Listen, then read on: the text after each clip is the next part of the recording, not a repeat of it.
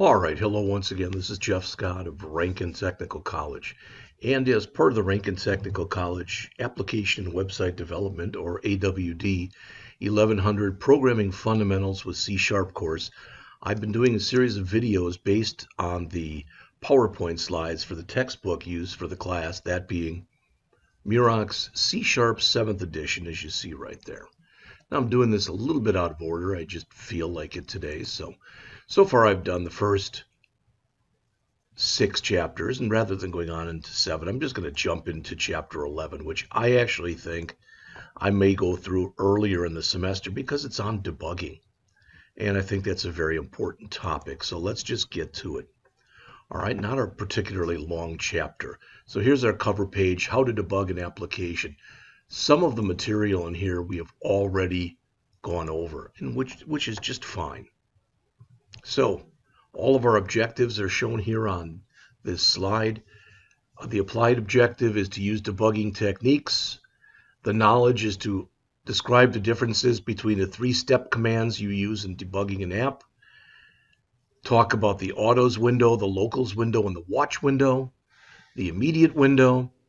Describe the call stack and explain how to use the debug class to display information in the output window. So they come up here and they talk about the options dialog box. And just so you know, I'm just going to bring this up. I don't even know if I guess I don't even have anything up right now, but I'll bring up that simple calculator that we used previously. All right, so if you go under Tools, Options, that's what they're showing in here in the chapter. All right, there's a lot of different things that are in here. Now, I think they have just the Generals window up. Let's take a quick look.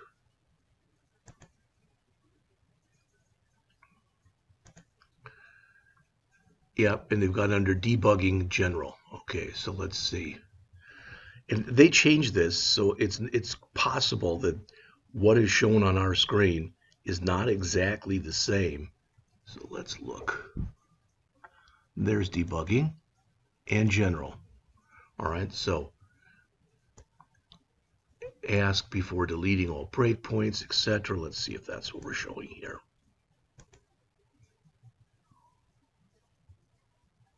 Well, they moved it down, so they've got enable XAML. Let's see, what else? No.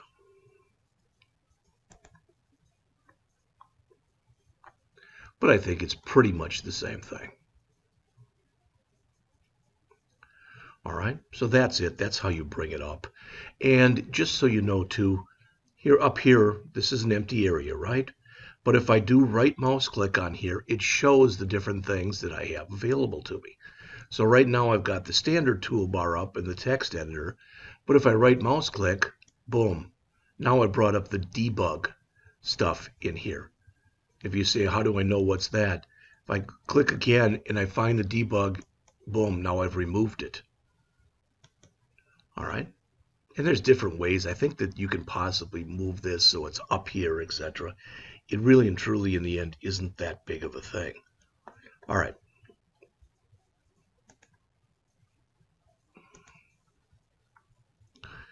And they have the exceptions setting window. All right. And I mean, it's like, what are we going to do when these things come up? So let's bring this up here.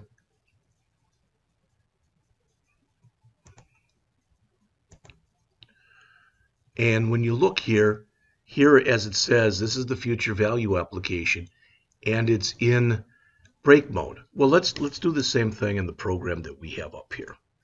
All right, now we have gone through and actually put some stuff in here, so it'd probably be very hard for us to get into break mode. I mean, look at this. Think about it. Here's our program. We've got it set up right now that if we leave this blank, or if we put something non-numeric in it, we've caught it. In here, if we don't put in one of our symbols, that plus, minus, multiply, divide, or modulo, we catch it. Here, the same thing as with operand 1. if we put in something non-numeric or we put in something, leave it blank, we catch it. All right? And if we try to divide by 0, we catch it. Well, let's go in here just so you see this. I'm going to go in here into my code, and where we are testing it for the divide by 0, I'm going to comment that out just so you can see what happens when we do this. So where is it? It's down here. There we go. So we've got if n2 equals 0 on our divide, return 0, 0. I'm just going to grab this. I'm going to grab the code that's right here, and I'm going to comment it out. All right. Then I'm going to do a file, save all, and I'm going to run the program and attempt to divide by 0.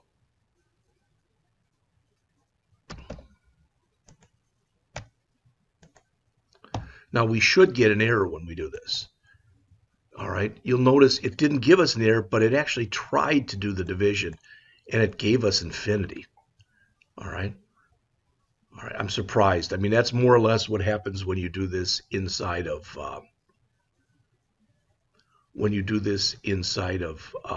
JavaScript. But I thought here it would throw an exception, and it didn't. Okay, I'm wrong. So let's exit. Yes, I want to exit. Let's undo this. And we will uncomment it.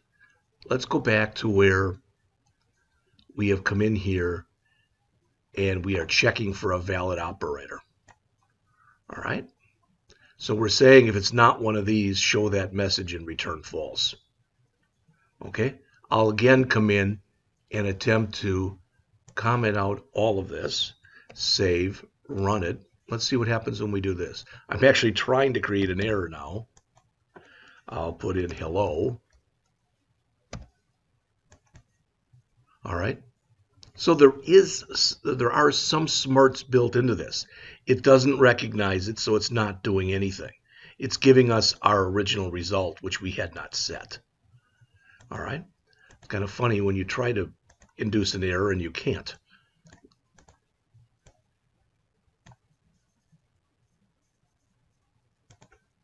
All right, let's see if we got anything else in here. How about this? Here we're trying to put in something that's non-numeric. All right, so where we've got the result equals, I'm not going to check this in here. So we will put it in here like this. Again, I'll save, I will run, and I'm going to put in something that's non-numeric. Here it comes. So you'll notice now I'm in a debugging mode. The system came up and it let me know what blew up. That's the line. And it let me know the input string was not in the correct format. What does that mean? Well, it's attempting to convert what was in here to a double. But remember, I put in hello. The same thing should happen if I run it again and put nothing in there. So let's run it again. And I'll put in, I should get the same error. Nope, it cannot be empty. Okay, well, so that check we have made. All right, but again, when we put in something non-numeric, it blows up.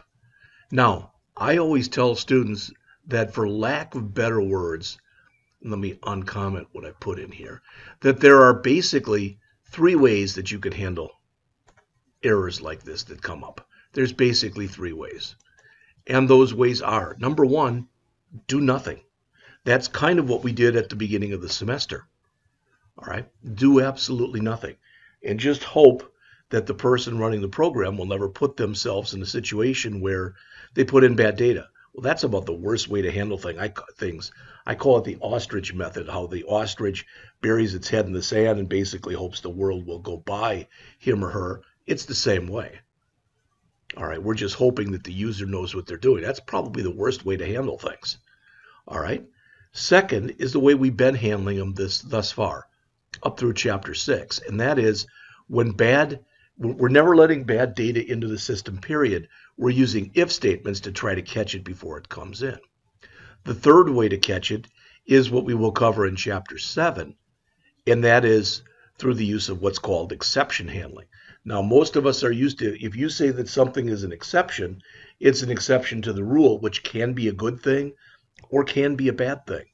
But when you're talking about that in terms of programming, an exception is not a good thing. Okay? All right. So there's 4 ways that you can enter break mode. I showed you one of them, and that was to force an unhandled error or exception to be thrown. The second, you can set a breakpoint. I have shown you that previously.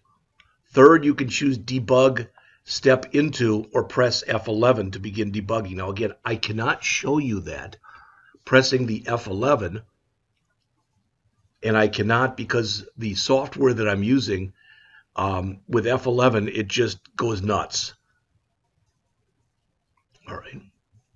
Finally, you can choose, as it says, debug break all while the application is executing. So let's try doing these. Let's try the debug step into. So we will run the program. All right. Now, instead of clicking here, which is what we usually click, I'm going to click debug, and I'm going to click step into. Now, this is actually showing me how my program is running. All right. Now, I can't go any further than this because, again, to continue, now I have to press, I don't know if I have to press F11 or if it'll take this. All right. Okay, I guess I can. So I'm going to keep doing a debug, step into. So you can see these are lines of code that are running, and you're like, I didn't write these. Yeah, the system wrote these. These are in your are the lines of code in your program.cs file. Every C# program has a main. You write your own main in a console program, but in a GUI program like this, for lack of better words, it's pretty much written for you. So another step into. Okay, now we're telling it to run. This should bring our form up on the screen.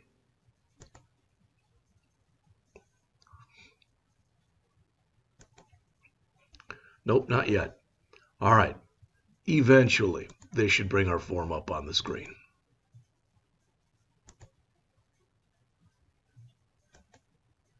All right, you can see it's literally going line by line. So you might say to yourself, hey, that's fine. Why would I ever want to do this? Because 2 reasons. Number one, it really shows you that you have the ability to step through your code a line at a time to see what's happening. So now I'm in the designer file, and this is where it's setting up everything in the form. Now, I'm not going to keep going because this might take a long time. I can come in here under debug and just say continue, and there it is. So that's one way. The other way, as they say here, is let me stop the run and start the run. And as the author says, that the other way that you can come in here, and do this is to, while the program is running, do a debug break all or press Control Alt break. Well, let's try that way. So Control Alt break. Don't think it really took it here. No, it didn't. All right, so let's try it the other way. And again, that other way is to do a debug break all. Let's see if that works. So we're here, and I'm going to go to debug break all. And what happens? I'm in break mode right now.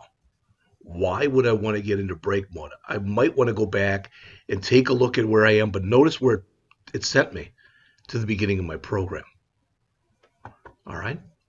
Now, this chapter is basically written because eventually you're going to run into a situation where you get some kind of an error message or have some kind of a situation, something is happening that you just do not understand. All right. Now, you may have noticed this, that when we broke the program before, when we induced the error, it came back and it said a data tip was put in there. And, if we put our mouse in there, we can get a little bit more information. In fact, I want to talk about these windows down here. So let's go back. And again, I'm purposely adding some error handling in here some errors I'm putting in here. So again, this was where we had it before, but we did operand 2. Let's just do operand 1 now, and I'm going to comment all of that out. So I'm going to do a save all. I'm going to run, and I'm going to put in this. I don't know if I did it correctly or didn't do it correctly, but we'll find out.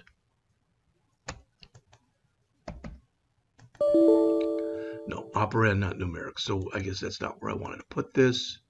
Oh, that was the empty. So let's see. I don't know if that'll take it there or not. Nope. Not numeric is catching it. So let me get that out of here. I actually, and it's kind of funny, maybe wrote this a little too well. All right, this should be the one here. Yep, it's where we're going to come in here and try to parse it.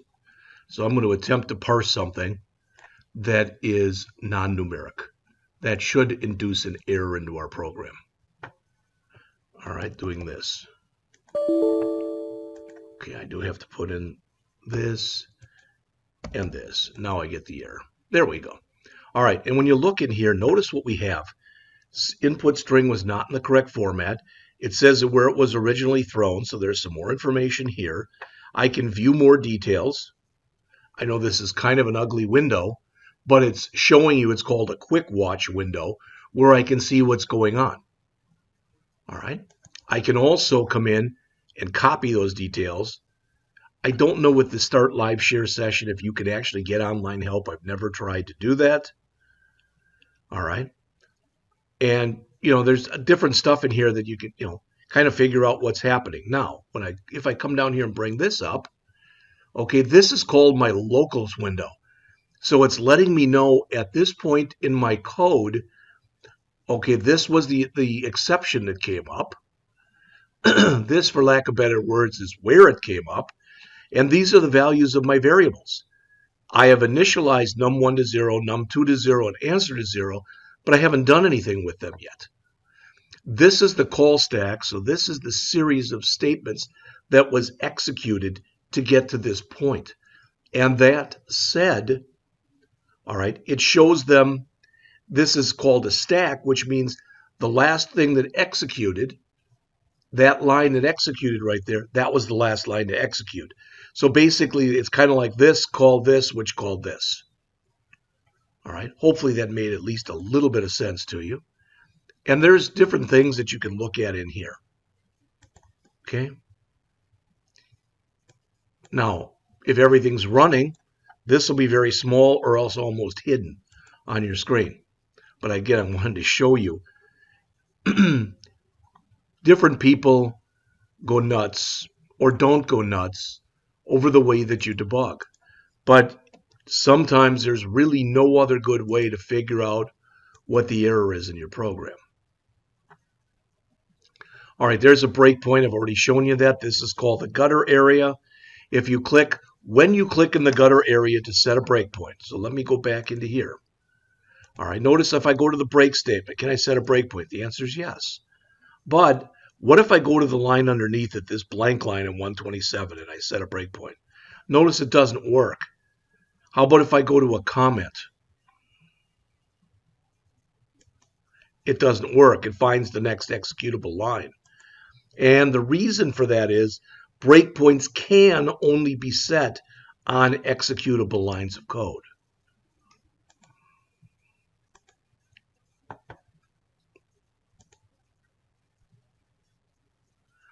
There's how to set the breakpoints. I already showed you the easiest way is to go, they call it the margin indicator bar. I've always called it the gutter area. That's what I was told. Or you can press the F9 key on whatever line you're on. Now, I'm not going to try that because, again, some of the function keys wreak havoc with the software that I'm using to make these applications or these presentations. You can set a breakpoint before you run an application or while you're in break mode. To remove it, you do just the opposite. The easiest way is to just click again in that gutter area. But if you've got multiple ones, you can go to Debug, delete all breakpoints if you've got a lot of them set. You can also disable all of them. This is one thing that you would not want to keep breakpoints in. You wouldn't, even if you disable them in an actual application you were creating for someone. You don't want to do that. Here are the different commands that you can run when you're working with the debug menu. I'm not going to read any of these to you. All right. The one we've looked at so far has been F11. There's a step over command, which can be important. If you wanted to go and check what was happening in your code and you were in some kind of a loop that maybe was running 100 times, you can use step into and or step over, step over, basically to get yourself out of something like that. There's a run to cursor. That's kind of neat, because if you put the cursor on a line and you do basically the debug run to cursor, it'll go till that line of code that you're in, and then it'll stop running. Okay, the set next statement, as it says, set the statement that contains the insertion point as the next statement in your code to be executed. Now, this is your locals window. And notice they've shown it in here. So you can tell the monthly investment. You can tell the interest rate. You can tell the number of months. And this hasn't run yet. How do I know that? Because I is set to 0. Now, if you kept hitting F11, you could make it run through there 12 times. All right. So here is how to use that. As it says, it displays information about variables within their current scope. You typically use the locals window, as you'd guess, for local variables. Now, you can even do things like you can come in there and double click on the value and change it and press the enter key while the program's running. All right. There's an autos window. As it says, it works like the locals window, but it only displays information about variables used by the current statement and the previous statement. So it's got less stuff that it shows you. You can put a watch on variables. Maybe you've got a runaway variable, so you've got some kind of a weird infinite loop condition, and you can't figure out why. So in your watch window, you can put a watch on different variables. Notice there's even an add item to watch. The immediate window is kind of neat. If you bring that up, if you preface things with a question mark, you can find out the value of things. And there you can do even more than what's shown in there. For instance, if I put in, don't ask me why I'd want to do this, but if I put in, let's say, question mark 59 asterisk 12, so multiply 59 by 12, it would come back and say 708. You typically use the immediate window like this to find out the current value of different variables that you have with a running program. The call stack window, I mentioned this before to you. It shows how kind of you got to where you are. So this statement, call this statement, which call this statement type of an idea. All right. The output window will typically show your debug information. If you don't have any errors, typically it won't show you anything. And it also shows the build information. So if for some reason, typically, when you run a program with no errors in it, it'll just say build 1 succeeded. But it is possible that it could say that it failed. Here's the debugging window with some different debugging information in it. Notice they've used the debug statement. So you can do that. You can put debug.writelines and it'll write it right in your output window here. Again, a nice way to be able to find out when you've got things going wrong and you don't know why something's going wrong. Write and writeline are taken literally right from console applications. If you want to be able to do that and create these kinds of debug.write or debug.writeline statements, you must add a using statement to the top of your program using system.diagnostics. Okay? All right. This is what's called the visualizer menu in the locals window. So notice you can click the down arrow there and test the visualizer. I've not used it, but it's basically, it shows you that information in a little box here. Now that's it. So I wanted to get that particular chapter out of the way, so to speak. So now it is.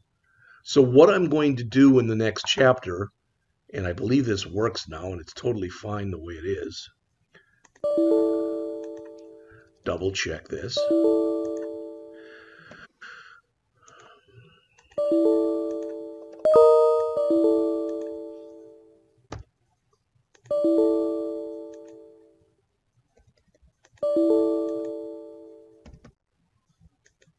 Okay, it looks fine now.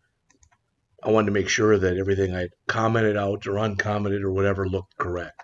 Now I'm going to do a file, save all, and I'm just going to stop this. Now I have right now